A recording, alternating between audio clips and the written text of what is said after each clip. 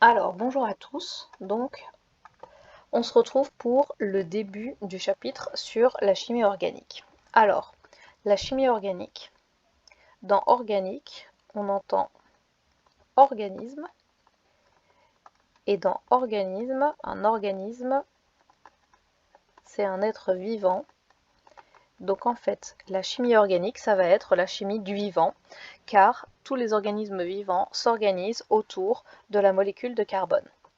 On a donc des molécules qui font partie des êtres vivants qu'on va appeler des molécules organiques opposées aux molécules minérales. Donc la chimie organique, elle est opposée à la chimie minérale.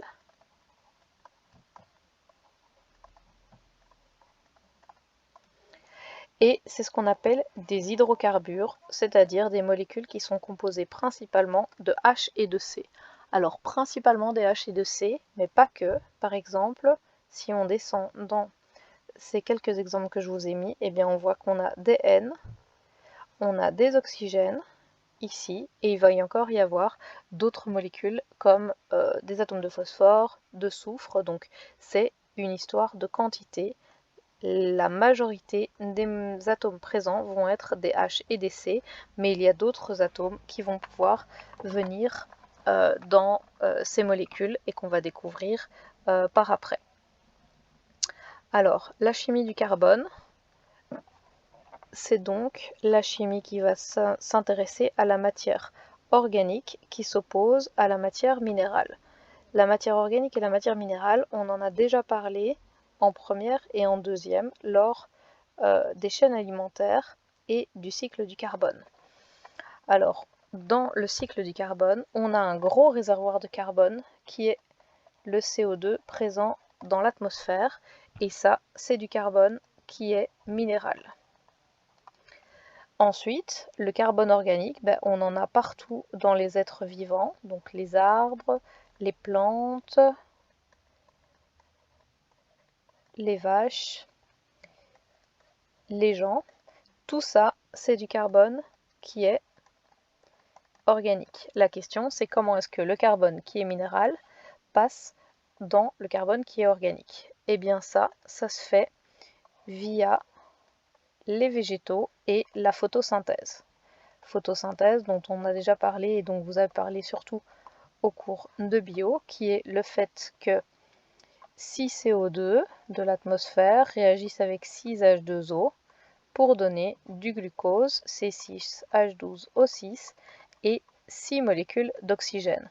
Et donc, le carbone qui est ici minéral devient donc du carbone qui est organique.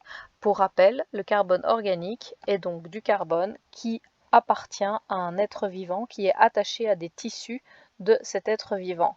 Exemple, clairement les êtres vivants tels qu'ils sont quand ils sont vivants, mais aussi tous les produits dérivés. Exemple, la pomme qui est sur l'arbre, même quand elle n'est plus sur l'arbre, c'est toujours du carbone organique. Le lait de la vache que vous buvez, il a beau ne pas être dans la vache, c'est toujours de la matière organique. Vos cheveux sont toujours de la matière organique, même une fois que vous les coupez. Donc, toute cette matière organique, une fois qu'elle a été transformée en carbone organique, eh bien, elle se transmet d'individu en individu. Donc, la vache qui mange l'herbe, elle casse toutes les molécules de carbone, enfin, elle récupère toutes les petites briques, un peu comme des Legos, pour fabriquer ses propres muscles, sa propre peau, ses propres attributs. Et là, l'homme fait la même chose. On mange la vache. Quand on mange le steak, on casse ce petit steak en petites molécules lors de la digestion et on réutilise toutes ces petites briques pour faire notre corps, pour fonctionner correctement et pour grandir. Alors, ce cycle, ça doit être un cycle, donc il doit être refermé. Lorsque les gens meurent, ou les vaches, ou les arbres, eh bien, ce carbone, le corps va être décomposé par les insectes, les animaux, les vers, les asticots. Et en dernier cours, on a des bactéries reminéralisantes qui vont retransformer la matière organique en matière minérale. Et on a aussi, tout au long de la vie des organismes vivants, la respiration qui va redonner du CO2 atmosphérique et donc minéral. Donc ça, c'est le cycle du carbone. Maintenant, normalement, vous devriez avoir entendu que ce cycle, il est complètement déséquilibré avec des quantités exagérées de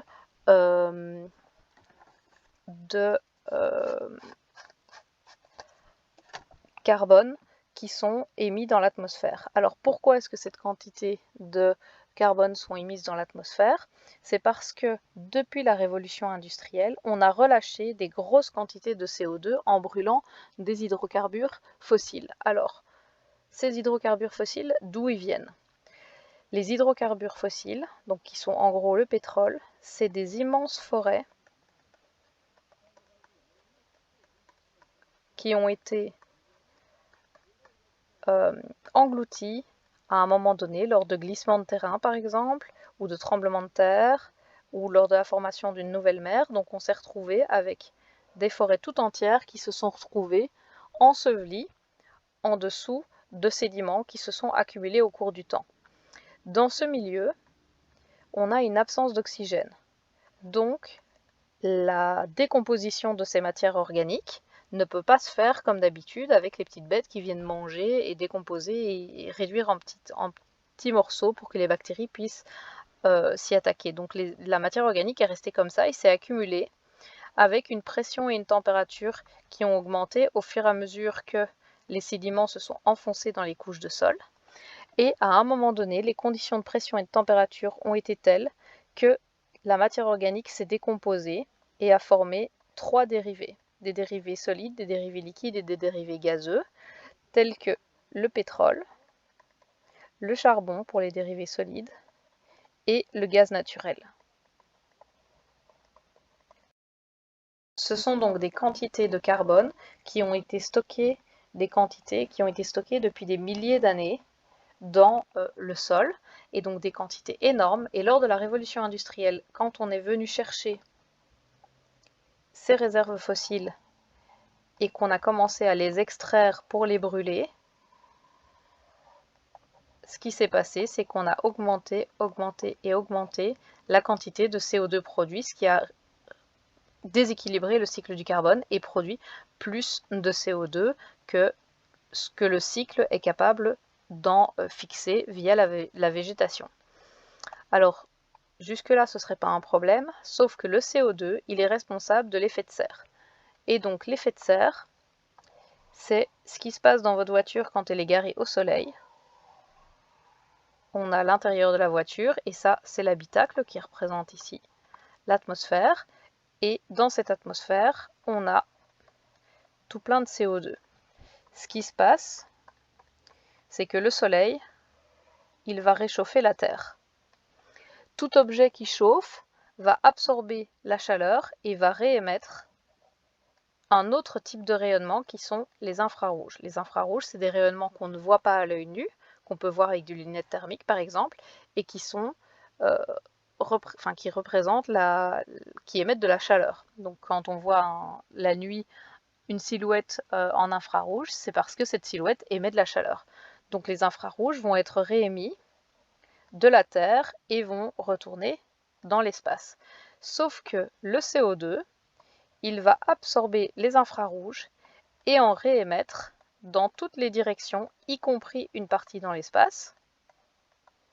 Mais il va en réémettre aussi vers la Terre.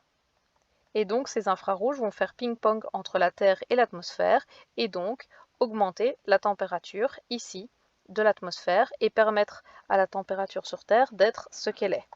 Attention que si il n'y avait pas d'effet de serre,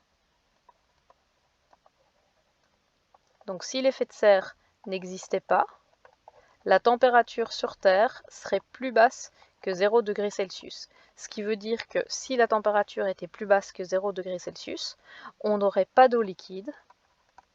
Et s'il n'y a pas d'eau liquide, la vie, très certainement, ne serait pas apparue sur Terre. Donc quand on dit que l'effet de serre est négatif, c'est faux. l'effet de serre n'est pas négatif. Ce qui est négatif, c'est l'augmentation de cet effet de serre qui est due à une augmentation des gaz à effet de serre dans l'atmosphère. Alors on parle du CO2 ici, mais il y a évidemment d'autres gaz qui participent à cet effet de serre, donc comme le CH4 par exemple. Mais c'est vrai que la source la plus grande, c'est les combustions des réserves fossiles et que ces combustions produisent du CO2, étant donné que, petit rappel qu'on n'a pas fait jusqu'ici, la combustion des hydrocarbures produit toujours du CO2 et de l'H2O. Alors si vous voulez un plus joli cycle du carbone, il y a le lien ici dans votre cours. Et on va passer donc au pétrole.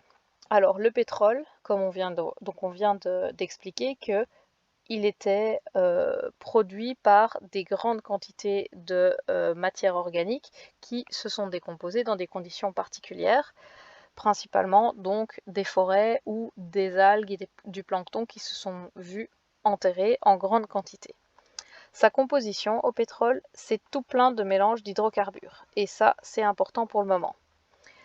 Le pétrole, attention, la plupart, la très très grande majorité, 93%, est utilisé pour produire de l'énergie et on en a 7% qui est utilisé dans la pétrochimie pour les textiles, les plastiques, les GSM, les ordinateurs, les gourdes, tout ce qui est plastique est dérivé en général de molécules organiques qu'on trouve dans le pétrole.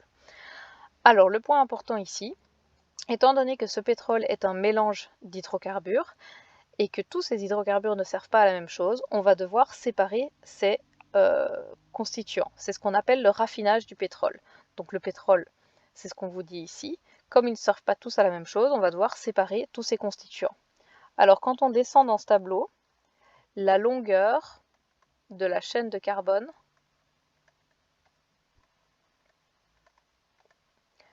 augmente. Donc les éthers sont plus longs que des molécules composées de 1 à 4 carbone, qui sont plus courts que les essences de voiture. Donc l'essence de voiture, c'est en général C8H18. Les kérosènes sont des molécules plus lourdes, etc., etc. Parallèlement à ça, donc ça, il n'est pas question de connaître toutes ces données par cœur. Par contre, ce que vous devez être capable, c'est d'analyser de ce tableau que quand la chaîne augmente de taille, la température d'ébullition augmente aussi. Et c'est sur ce principe qu'on va se baser pour pouvoir séparer ces chaînes qui constituent le pétrole. Alors, donc les 4 coupes principales, on va les laisser tomber pour le moment. Vous n'en aurez pas besoin. Alors par contre, ceci, c'est un schéma qui reprend en gros le principe de la distillation. Donc, on a du pétrole qu'on a trouvé dans la mer ou dans une nappe de pétrole. On va chauffer ce pétrole et l'envoyer dans ce qu'on appelle une tour de distillation. La tour de distillation, c'est une tour qui est séparée, qui est composée de plusieurs chambres, séparées par les petits pointillés ici. Les pointillés sont constitués de couvercles avec des clapets. Un clapet, c'est quelque chose qui se lève et qui s'abaisse en fonction de, en gros, si vous poussez ou non dessus. En rouge, c'est quand il est fermé, en bleu, c'est quand il est ouvert. Prenons une molécule qui se trouve ici dans le pétrole brut. On va dire que cette molécule, elle a une température d'ébullition de 200 degrés. Cette molécule est chauffée et elle est envoyée dans ma tour de distillation. Dans la tour de distillation, donc c'est le principe d'une tour, plus vous vous éloignez de la source de chaleur, plus il fait frais, entre guillemets, c'est-à-dire plus la température diminue. Donc si je mets ma main au-dessus de la source de chaleur, je vais me brûler. Si je monte ma main, il va faire de moins en moins chaud. Dans une tour de distillation, plus vous montez, plus la température diminue. Donc ma molécule ici de pétrole brut, dont la température d'ébullition est de 200 degrés, quand elle arrive dans ma tour de distillation et qu'il fait 400 degrés, qu'est-ce qui lui arrive? Eh bien, elle va passer à l'état de gaz et donc commencer à monter dans la tour. Le gaz, vous savez que ça exerce une pression, donc quand elle arrive dans une case et qu'elle passe à l'état de gaz, elle va faire monter le clapet et le clapet se soulève, la molécule passe au-dessus et puis elle passe encore au-dessus ou elle va se reliquéfier en fonction de la chambre où elle arrive. Exemple ici, ma molécule a 200 degrés de température d'ébullition. Elle arrive dans une case où il fait 180 degrés, donc ma petite molécule qui était gazeuse va repasser à l'état liquide et tapisser le fond de la chambre dont on parle. S'il y a d'autres molécules, tant que la pression en dessous est assez forte, les clapets s'ouvrent et le pétrole ou le gaz passe et puis se reliquéfie. Et quand on a rempli cette case-là, on va récupérer tout ça dans un petit baril pour aller le trier. Donc vous voyez qu'on obtient ce qu'on appelle des coupes différentes, de C1 à C5, de C à 10, 6 à 10, de 11 à 15, de 12 à 17. Il n'est pas question de connaître ça. Moi, ce que je veux que vous compreniez, c'est qu'on sépare donc les constituants du pétrole par rapport à leur taille. Donc si je prends ici une deuxième molécule qui, par exemple, a une température d'ébullition de 25 degrés, on va mettre, eh bien cette molécule-ci qui est ici, elle va passer dans la première, dans la deuxième, dans la troisième, dans la quatrième, et elle va être récupérée sous forme de gaz. C'est ce qu'on appelle le gaz naturel, c'est 2% du pétrole, donc le pétrole renferme 2% de gaz, qui sont donc des molécules qui sont gazeuses et qui vont être récupérées directement sous cette forme. Ça, c'est le grand principe. Donc, si on résume, le pétrole est un mélange d'hydrocarbures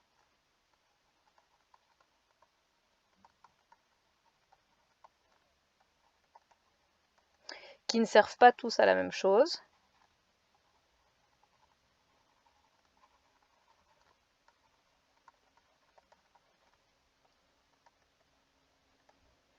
On doit donc les séparer et on va les séparer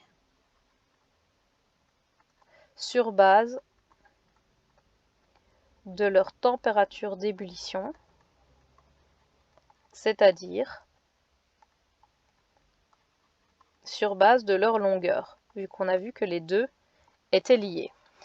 Alors si vous regardez bien et que vous faites attention à ce schéma, ça c'était une tour de distillation atmosphérique et on voit apparaître une deuxième tour, une tour de distillation qui cette fois par contre est sous vide. Sous vide ça veut dire quoi? Ça veut dire qu'on fait le vide à l'intérieur, donc on aspire tout l'air pour créer du vide.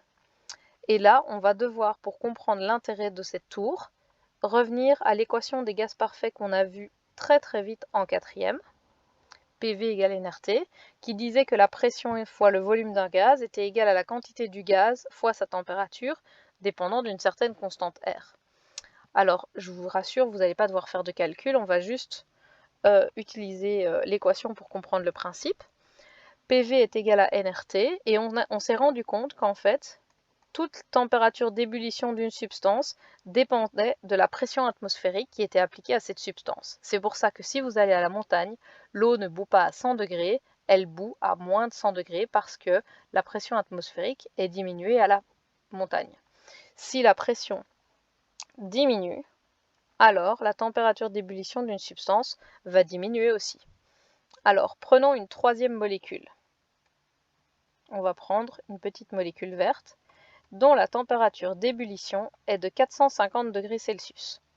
Cette molécule, elle est envoyée ici dans la tour de distillation, mais comme il ne fait que 400 degrés et que sa température d'ébullition est de 450, elle va descendre dans les produits lourds, c'est ce qu'on appelle les produits lourds, qui vont être envoyés dans une deuxième tour de distillation. Et donc cette tour de distillation, comme la pression est diminuée, la nouvelle température d'ébullition de cette molécule est par exemple de 350 degrés. Ce qui veut dire que quand elle arrive au bas de ma deuxième tour et qu'elle a été chauffée, elle va être capable de passer à l'état de gaz et donc d'être récupérée dans différentes coupes de cette deuxième tour de distillation. Donc là, l'équation de PV égale nRT nous apprend que si la pression qu'on applique à un gaz diminue, sa température d'ébullition diminue aussi. Donc là, normalement, la chaîne verte, sa température était de 450 degrés. Quand on la met sous vide, sa température chute à 350 degrés. Donc ça veut dire que cette tour de distillation permet de séparer des produits qui n'avaient pas été séparés lors de la première distillation.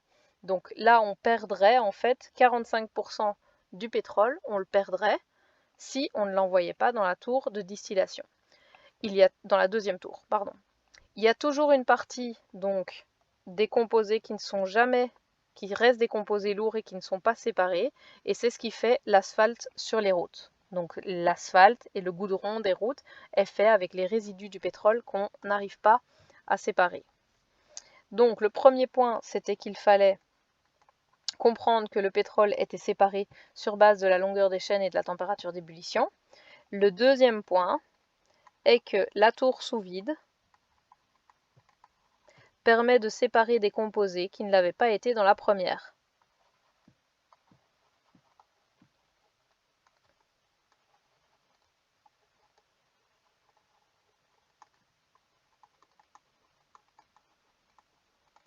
Qui ne l'avaient pas été dans la première en diminuant leur température d'ébullition